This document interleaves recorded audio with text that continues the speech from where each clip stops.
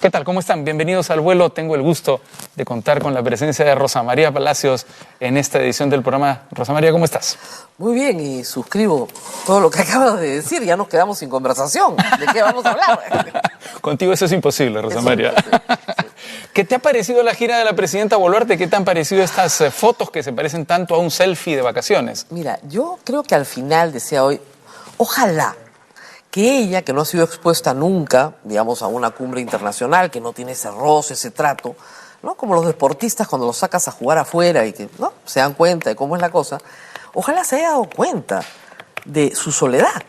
Porque si se da cuenta de su soledad, de repente comienza a entender por qué en el resto del mundo, ¿no es cierto?, no se quieren reunir conmigo, no se toman fotos conmigo.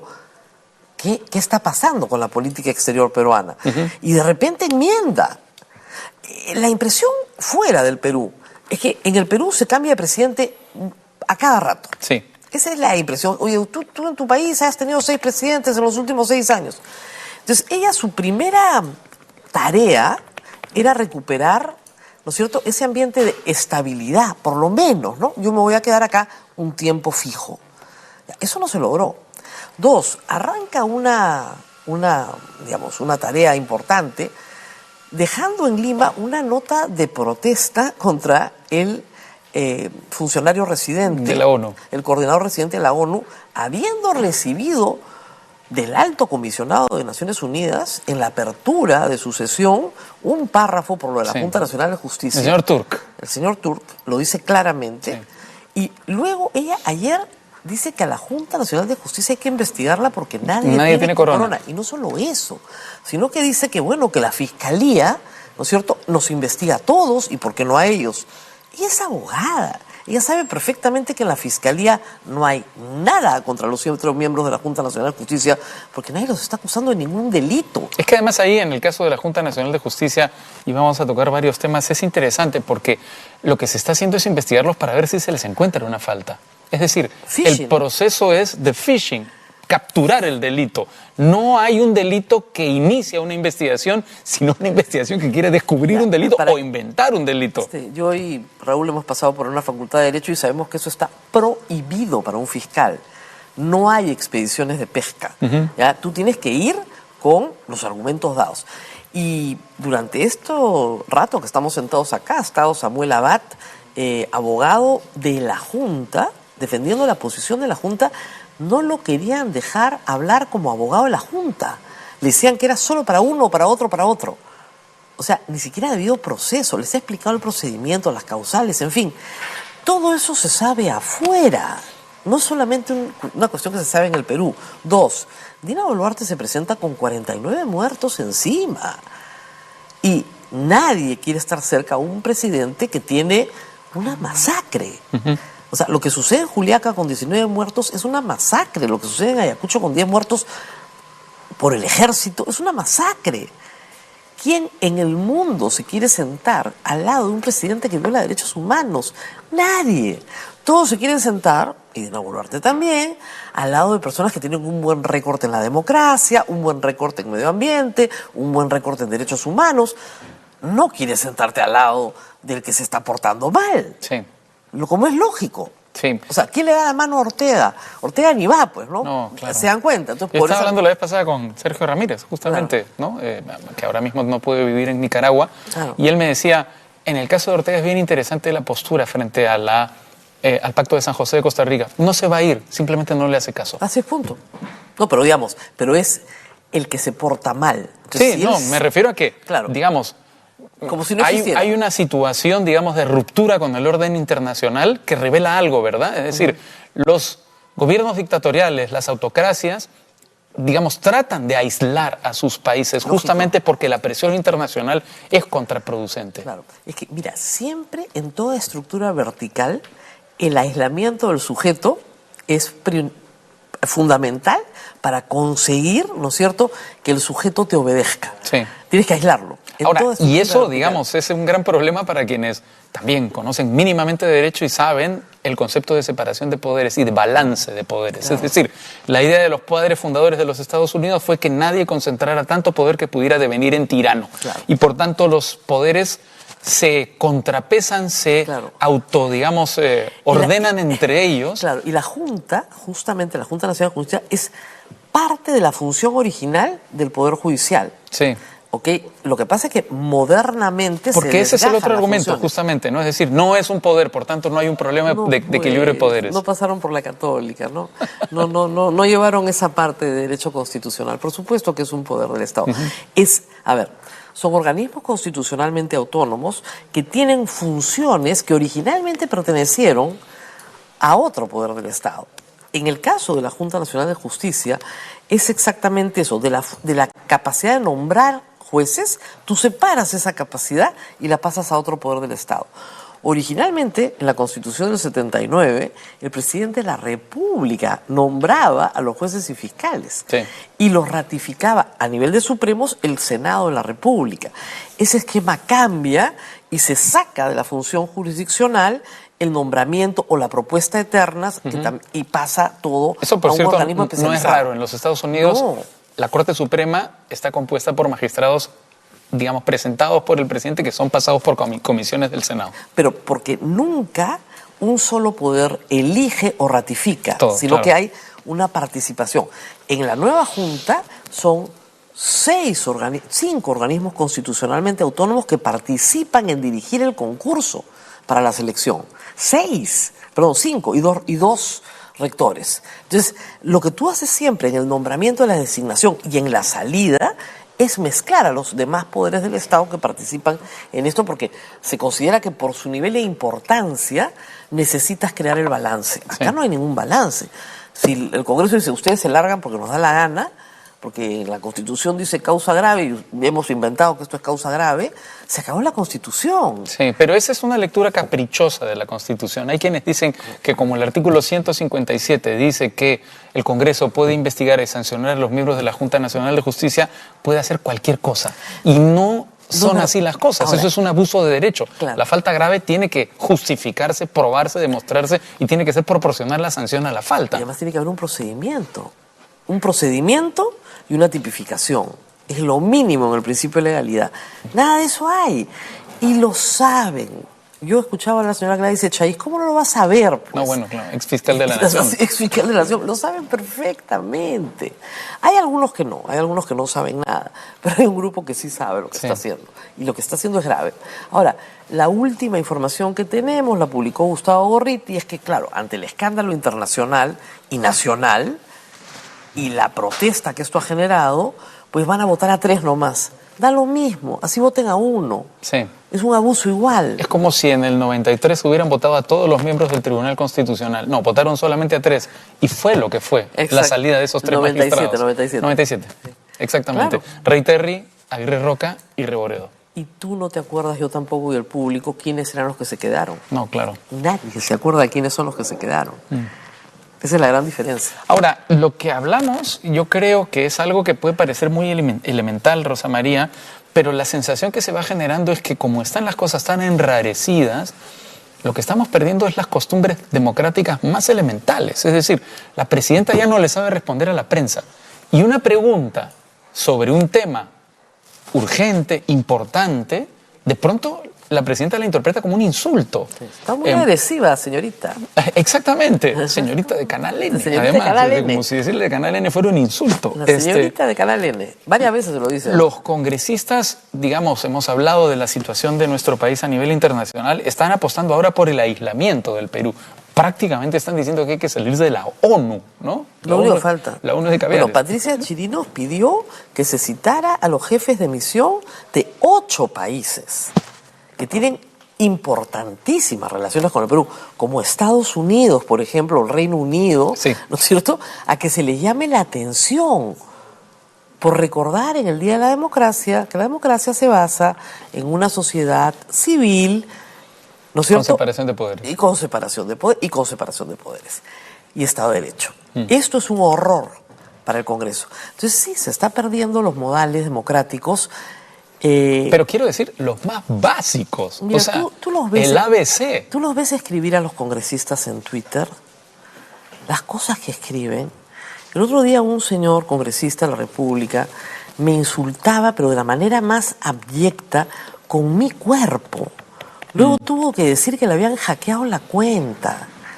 Hay otras congresistas mujeres, son vulgares. Había un nivel de vulgaridad que tú guardabas para tu casa, para tus asuntos personales, pero no los exponías ahí, en medio, ¿no?, de las redes sociales. Firmado, aparte de la horda de trolls que nos mandan, que ya sabemos por el señor Soto, sí, que trabajan a tiempo completo, ¿no?, sí, con nuestro dinero. Con el caso de Soto, con el de ellos también. Y, claro, con el de ellos en realidad, sí, porque también les mochan y también ponen, ¿no? Pero, sí, pues, o sea, ese es el Congreso que tenemos en este momento. Yo espero que con unas primarias, espero que se den en algún momento y pronto, tengamos 6 meses para escoger Congreso. Y con 6 meses para escoger Congreso con lista cerrada, va a ser otro Congreso. Yo sí creo que eso va a ser muy importante para cambiar no solo la composición, sino la calidad de los congresistas. Ojalá. Digamos. En todo caso, lo que tenemos ahora son inteligencias muy precarias, muy poca formación dentro de la representación nacional. Y para esta falta de inteligencia y de conocimientos es muy oportuno el término caviar. Te lo digo porque tú estás combatiendo, digamos, el empleo de ese término caviar. No, me parece regio. Que es básicamente un insulto que evita debatir ideas, ¿no? Claro. Ya, pero es un insulto raro, ¿no? Porque Vladimir Cerrón es el que más lo usa. Sí. Vladimir Cerrón odia los caviares. Y yo creo que la gente que está a la derecha en el Congreso odia a Vladimir Cerrón, ¿no? Entonces, es algo así. ¿Lo odia? No. Últimamente es los lo enemigos. Quieren bastante, más bien ahora, ¿no? Los enemigos de mis enemigos, ¿no? Terminan siendo mis amigos ahora. Es que, digamos, no hay que olvidarnos que en las elecciones el país se partió por la mitad. Algunos llegaron a hablar de guerra civil por el nivel de conflictividad que había en ese momento. Keiko Fujimori contra Pedro Castillo. O Keiko Fujimori contra Vladimir Cerrón. Claro. No han tenido ningún problema en aliarse un año y medio después. Nada. Pero es un pacto de facto, ¿no? No es un pacto para todo, es para lo que nos conviene. Entonces yo te doy la Defensoría del Pueblo, tú me das tus votos para el Tribunal Constitucional, ahora nos tumbamos a la Junta Nacional de Justicia, la SUNEDU para todos, imagínate, faltaba más. Entonces, sí hay un pacto de facto de intereses particulares, ¿no es cierto? O sea, a ver, no me van a decir que Podemos no se quiere tumbar a la Junta Nacional de Justicia, pues, ¿no? Si ellos tenían el trío Telesup en la anterior. Claro. Entonces, hay un conjunto de intereses que se suman, y la palabra caviar en realidad quería decir, creo yo, una persona que vivía muy bien y era de izquierda. ¿Ya? Luego fue el que come del Estado. Pero yo no trabajo para el Estado. Y hace, creo que muchísimos, 25 años que no trabajo en ni siquiera nada para el Estado, ¿no? Entonces, ¿yo soy caviar si no trabajo para el Estado? ¿Cómo funciona esto? Yo soy una persona de derecha. ¿Pero qué es entonces ahora? Lo he dicho toda mi vida. Soy una persona de derecha y liberal. Y eso creo que es lo más desconcertante para quienes se tratan de criticar. Entonces, ¿pero qué es entonces? Básicamente una persona que defiende las instituciones. Que defiende la Constitución, el Estado de Derecho, los derechos humanos, todos. O sea, el derecho a la vida, el derecho a la libertad, el derecho a la propiedad. Si yo no tengo eso, no tengo nada, no soy ciudadano. Entonces yo no puedo partir del principio que yo sí tengo derecho a la vida, pero en el resto de los casos, bueno, veremos, ¿no? Depende de qué defiendes. No, pues, o sea, o todos tenemos derecho a la vida, o nadie tiene derecho a la vida. El problema con este gobierno es que no ha respetado el derecho a la vida. Lo hemos dicho 100 veces. Si una persona comete un delito, la tienes que meter presa, acusarla, ¿no es cierto?, procesarla, sentenciarla. Ese es el camino, no matarla. Sí. Ese debería ser un acuerdo universal básico. Todas las democracias lo tienen. No matamos gente, las procesamos. Para eso tenemos un sistema de justicia, si no tendríamos un pelotón de fusilamiento y no un sistema de justicia. En el Perú, ese principio se rompió en diciembre y en enero. Y hay un grupo de gente que no cree que se haya roto. Sí se rompió. Y se rompió gravemente. El gobierno tomó la decisión de que cualquier oposición a su gobierno implicaba jugarte la vida. Y así aplicó la norma. No normas que están en blanco y negro, ojo, porque los términos de enfrentamiento de la policía y de la Fuerza Armada ¿no? son clarísimos. Sí. Lo que hicieron es absolutamente ilegal. Pero hasta el día de hoy, el encubrimiento de todos los que han participado está clarísimo por parte del gobierno. Ahora, la pregunta frente a eso... Entonces, si eso es caviar, yo he tenido una horda de gente de la Pestilencia, 2 veces en la puerta de mi casa, con el alcalde de Miraflores haciendo nada al respecto, absolutamente nada. Corretea a unas pobres señoras que hacen zumba en el malecón y a la Pestilencia, y eso es extorsión. O sea, gritándome comunista terrorista durante 1 hora con todo el barrio escuchando esto, aterrado. Yo no, pero el resto del barrio sí, con niños pequeños, etcétera, escuchando a un grupo de gente lumpen, que venía en bus pagado. Ayer ese mismo lumpen ha estado en la Junta Nacional de Justicia. Exactamente igual. Entonces, ¿de qué estamos hablando acá? Y eso lo permite el gobierno, lo alienta el gobierno y lo protege el Congreso. Una pregunta que a mí me intriga, Rosa María, ¿cómo aguantas? Porque no te entran balas. Ah, no me entran balas. Sí, pues tú sabes cómo soy. Nunca me entran balas. Otra pregunta que me parece importante. Toda esta estrategia, todo este ambiente que tú has descrito también, con este asalto a las instituciones de la democracia, esta falta de respeto a los más mínimos modales democráticos, ¿es perdurable? No, eso me alegra también. No es sostenible en el tiempo. Ninguna sociedad puede vivir ¿Pero qué así. tiene que pasar para que esto se rompa? Bueno, la democracia se arregla normalmente con elecciones. La ventaja de la democracia es que las autoridades no son perpetuas. En las dictaduras no tenemos esa ventaja. Por eso tenemos que combatir los autoritarismos y las dictaduras. Pero la democracia tarde o temprano cumple sus plazos. Y será en 2 años, porque ya no va a ser en 3, sino en 2 años. En 2 años deberíamos estar en primarias. En 2 años, para octubre del año 2025 deberíamos tener primarias. Entonces, los plazos se comienzan a cortar. Ojalá fuera antes. Yo creo en el adelanto de elecciones porque la situación no da más. ¿Sabes qué pasa? ¿Por qué creo también conveniente el adelanto de elecciones? Mira el discurso de Dina Boluarte. Se para ante los inversionistas ayer y les dice que el corrupto de Castillo, que el ladrón de Castillo está preso. Cuando la empezaron a criticar, claro, a gritar. Ella fue parte de ese gobierno. Ella se sentaba al lado de Juan Silva, de Géner Alvarado. Ella escuchó a Samir Villaverde, Karelim López, a Bruno Pacheco. Ella era ministra cuando todas esas denuncias se hicieron. No las vino a descubrir. No, ella sabía todo lo que estaba pasando porque se denunciaba todos los días. Entonces, que no se haga la loca. Ella fue parte de ese gobierno. La sacan 15 días antes. Ella lloró por ser ministra. Hay testimonios de eso. Lean el libro de Christopher Acosta. Entonces, ¿qué pasó ahí? Lo que pasa es que no quiere asumir la responsabilidad de haber sido parte de gabinetes que aprobaron decretos supremos para modificar la forma de la contratación de obra pública que beneficiaron a personas particulares, empezando por el presidente de la República y su familia. Lo que correspondía era que ella manejara una transición democrática y que pasáramos a un periodo electoral. Pero no lo quiso hacer. Al principio se asustó y a los 4 días de juramentar hasta el 2026 salió en televisión a las 12 de la noche y nos dijo, porque... ¿Desconexión de la realidad? Ambición, codicia y los muertos.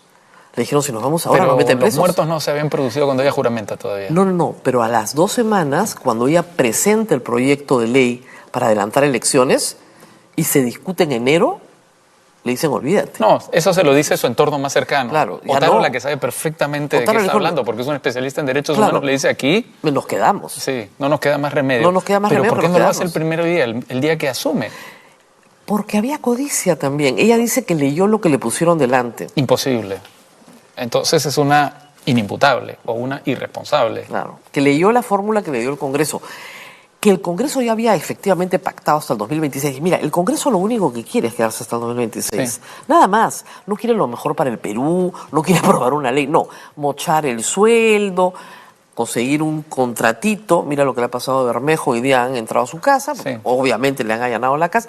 Conseguir contratitos. En el Congreso hay 2 tipos de robo. El robo a los trabajadores y el robo al erario público. ¿Ya? Y ahí están. Y hay más de 45, me parece, congresistas investigados por ambas cosas. Sí, pero yo no me voy a animar ni remotamente a defender a Bermejo. Me parece que está bien que hayan intervenido en su casa, que lo investiguen y si tiene que ir preso, ojalá que vaya preso, en fin. Pero hay procesos que van más rápidos que otros, ¿no? Ah, bueno, claro, hay los favoritos del régimen. Entonces, sí, pues, las mochasueldos las amonestan. digamos, virtualmente. Ni siquiera van a la sesión, ¿no? Rosa María, había un acusado de violación. Casi no sale del Congreso. Casi no sale. Se demoraron como... Si no fuera por el trabajo de algunas congresistas mujeres que realmente pusieron el grito en el cielo y trabajaron duro, se demoraron unos 6 meses en desaforarlo. Por una violación ocurrida en las oficinas del Congreso mismo. Sí. En el ejercicio de su función con una trabajadora del Congreso. O sea, un violador que hoy está en prisión. Entonces, sí, no, pues, estamos hablando ya de otro nivel, ¿te das cuenta? Lo digo por el caso, por ejemplo, de Américo Gonza. ¿Qué te parece el caso de Américo Gonza? A ver, recuérdame cuál es ese. ¿Qué hizo? Américo Gonza, el congresista. Sí. ¿Cuál fue su gracia? A ver. Bueno, muchas gracias al congresista Américo Gonza. Es que ya, de verdad, tenemos que tener una especie de cuadro. Ya, este es niño. Creo que Américo Gonza es niño también, o está con los niños. Es el congresista, bueno, sí, efectivamente. Sí, niño también. ¿Qué te puedo decir? Pero sí, imagínate, están persiguiendo a una pobre congresista por cantar los sábados. Ya, de todos los delitos que han cometido, cantar los sábados me parece lo menos trágico, ¿no? Sí. La congresista Trigoso canta. Bueno, pues que cante. Congresista de Perú Libre acusado de los cobros a los policías. El de los ascensos. Sí, una joya. Es que ahí está Bruno Pacheco y ahí está el presidente de la República. Sí. Están todos. Exactamente. El elenco estable del Palacio de Gobierno están todos metidos en el cobro de los ascensos de las policías. Ahora, digamos, no nos queda mucho tiempo, pero quería tocar un par de temas. Podemos estar 3 horas hablando. Probablemente. Pero quería tocar un par de temas que me parecen relevantes también, vinculados con la actual situación. El papel que está jugando Patricia Chirinos. Y Patricia Benavides, lo hemos mencionado hace un momento. El papel que juega Patricia Chirinos, que básicamente se dedica a lanzar acusaciones constitucionales contra todo el mundo, pero ahora también contra el gobierno que se supone que es su aliado. Bueno, pero no contra el gobierno, ¿no? O sea, vamos a sacar al ministro de Energía y Minas porque Keiko lo había pedido además hace varias semanas, ¿no? Parece que ya se olvidaron de los 4 ministros que pidió Keiko, ¿no? Y tenemos que también dar la sensación de que estamos un poquito lejos del gobierno. Mira, este gobierno y la cercanía a este gobierno va a ser kriptonita en una elección en el 2026. Nadie se acerca. No hay forma de defender eso. Oiga, ustedes sostuvieron a Dina Boluarte. Sí, lo hicimos por el bien del Perú. ¿Por el bien del Perú? Nadie les cree. Pero la sensación no es que ese pacto de gobierno, Rosa María, se comienza a resquebrajar. No, yo creo que tiene un conjunto de intereses tan variopintos que, por ejemplo, el ministro de Defensa, que lo quieren interpelar, ya lo interpelaron, pero lo quieren destituir. Sí. Básicamente son los 4 militares que están en el Congreso, los que hablan contra él. Es la bancada de la DOGEN, o sea, la asociación que no habrá pagado, pues. O sea, hay unos pensionistas que les debe plata. O sea, básicamente los congresistas militares se quieren bajar al ministro militar. Ese es un interés. Patricia Chirinos tiene, creo yo, un conjunto de intereses. Es una cosita un poquito más amplia, ¿no? Y es como dice nuestro amigo Marcos Cifuentes, la moto. ¿Ya? Entonces, ella lo que hace es acusar constitucionalmente a todo el mundo. Eso es un vacilón. Tiene decenas de acusaciones constitucionales empezando por acuérdate, las primeras mociones de vacancia las presenta ella, contra Pedro Castillo. Contra Castillo. Esa es su especialidad. ¿A quién nos bajamos? ¿Ok? ¿Para qué soy buena? Para bajarme gente. Nada más. Sí. Entonces, si necesitas bajarte a alguien, habla con Ahora, esta ofensiva tan agresiva, tan, digamos, a todo nivel, en contra de la democracia, tiene un poquito de desconexión de la realidad, ¿no? ¿Un poquito? O sea, esta sensación de que puedes avanzar tanto y nunca te va a pasar nada y vas a triunfar. Absolutamente. Mira, primero, la mayoría de los congresistas no pueden salir a comer a la calle. O sea, no van a un mercado a hacer sus compras. Porque la gente los grita. No pueden ir a hacer las tareas cotidianas de cualquier ciudadano en la vía pública, en el espacio público.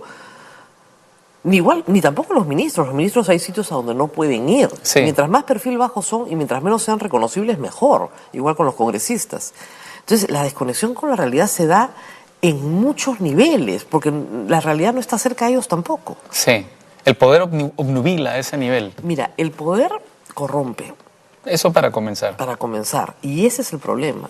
Estamos hablando de gente que muchas veces no ha tenido ninguna posición de poder, que no ha tenido ninguna experiencia en el poder y que llega por primera vez al Congreso en partidos que no son partidos, que no tienen ningún control sobre sus miembros y que sus expectativas son de corto plazo porque no hay reelección. Pero yo te lo digo porque cualquiera con un poquito de memoria, ni siquiera necesitas tener una memoria oceánica como la tuya, digamos. Debería tener un poquito de memoria histórica. Se acuerda perfectamente de lo que pasó con un gobierno como el de Montesinos y Fujimori, que era un gobierno muchísimo más consolidado que este, que tenía el ejecutivo y el legislativo, que tenía años. Tenía las Fuerzas Armadas. El Poder Judicial, el Jurado Nacional de Elecciones, la Fiscalía. Claro. Es decir, tenía controlado todo, ¿verdad? ¿Cómo se cayó ese gobierno? Se desmoronó con un video. Pero con un video, pero acuérdate. En una circunstancia, además, deteriorada. De deterioro, sí. Y acuérdate de lo importante que fue la opinión pública internacional y el trabajo de otros estados alrededor del Perú, no en sabotear a nadie, sino en defender la democracia. Sí. Acuérdate lo importante que fue. España, Estados Unidos. La mesa de diálogo se forma en ese ambiente internacional de vamos a sacar al Perú de esta situación, de ayuda internacional. ¿Ya? ¿A dónde estamos caminando? Hacia ese escenario. Cada vez más embajadores, a ti, a mí, nos llaman a conversar. Yo paso mucho tiempo hablando con empresarios y con embajadores.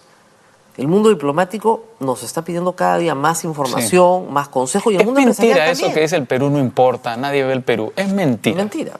O sea, el Perú sí importa porque es un país estratégico dentro de América del Sur. Exacto. Con una posición. Yo lo decía en mi programa, nosotros no somos un paisucho. Somos un gran país. Y es una vergüenza lo que ha pasado en Naciones Unidas, porque somos un gran país. Y no hay derecho que nuestro país salga tan mal parado en un evento internacional. O sea, si no vas a representar bien al país, no vas, pues. Sí. ¿Te das cuenta? Para que nos hagamos una idea, digamos, comparativamente, la economía peruana es más grande que la ucraniana antes de la guerra, por ejemplo. No, y no solamente eso. O sea, a ver, Ecuador, que es un país muy querido, es un país pequeño. Su presidente se está yendo en unas semanas. Bueno, había que ver la agenda de Lasso, ¿no? Exactamente. Sí. Pero ¿qué llevó Lasso? Lasso llevó todo el tema de Galápagos. Interesantísimo e importante. Lasso llevó una reunión con Clinton, con un expresidente. Ahí tú ves una cancillería que ha trabajado los días que Lasso estaba.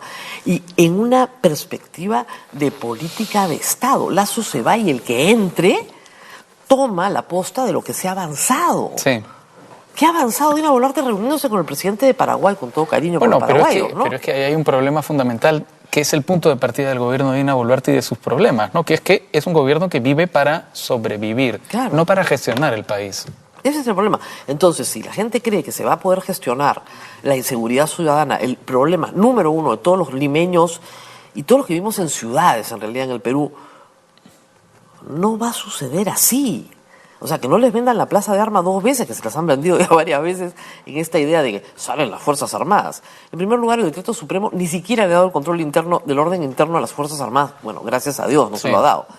Pero en segundo lugar, un papel complementario más bien, es un papel complementario en la medida en que se lo solicite la Policía Nacional al Comando Conjunto. Y dos, así no se combate a extorsionadores. Con un tanque, ¿verdad? No. Porque el trabajo de los extorsionadores es un trabajo silencioso. Y barato. Y barato, o sea, con un teléfono, claro, ¿no? Claro, un secuestro es caro. Necesitas un sitio donde llevar al secuestrado, necesitas vehículos, no. Acá lo único que necesitas es un teléfono. Un teléfono en un poquito de inteligencia, información sobre tu objetivo, sobre tu víctima. Con eso, y alguien que recoja la plata, tienes tu banda organizada. Sí. Entonces, ¿cómo vences al extorsionador? Con comunicaciones, con intervención de comunicaciones. ¿Dónde se da el delito? En el celular. Interviene, pues, los celulares. Claro. ¿No? Es la forma de hacerlo. Con fiscalía, con debido proceso y, por supuesto, con inteligencia policial. Pero si no inviertes un centavo en inteligencia policial, ¿cómo vas a obtener resultados? Todos queremos vivir en paz. Pero es que ya no hay forma de decírselo al gobierno una y otra vez. Y salen a decir, vamos a hacer el delito de terrorismo urbano. Las facultades que han dado ayer, Raúl, son de carácter administrativo. No está mal que se fortalezca esta ley o que se revise esta otra ley, pero así no le vas a ganar a la delincuencia. A la delincuencia le gana la policía y lo ha hecho muchas veces en el Perú. Hemos tenido olas de secuestros, olas. La policía los venció, a todos los secuestradores. Hemos tenido olas de asaltos a bancos. La policía los venció. Lo que pasa es que tienes que tener mi edad para acordarte. Pero... Bueno, la policía capturó a Abimael Guzmán, ¿no? Y luego hemos tenido terrorismo y la policía es la que captura a Abimael Guzmán. Entonces, estamos hablando con inteligencia de delitos, de olas de delito común y de terrorismo combatidos eficazmente por la Policía Nacional cuando ha tenido los recursos para hacerlo y la voluntad política para hacerlo. Eso es lo que falta, las dos cosas. Bueno, ojalá eso llegue pronto, Rosita. Ojalá. Muchas gracias por acompañarnos. Tenemos que hacer una pausa para seguir en el vuelo. Como siempre, como dices tú, podríamos seguir conversando un rato más largo. Pero no viene más gente. Viene más, tenemos más invitados. Muchas gracias, como siempre, un gusto.